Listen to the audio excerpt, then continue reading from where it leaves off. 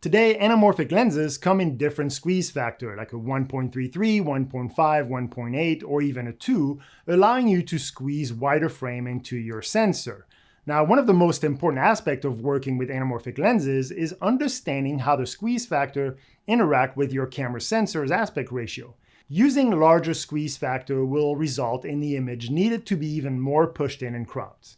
So before using anamorphics, you need to make a decision on the aspect ratio you want to use, do a little research and calculation to understand how much cropping you'll need to do in post-production in order to know how to frame your image on set. Many modern cameras and monitors offer anamorphic de-squeeze mode so that the image displayed in your viewfinder or on your monitor will appear as intended.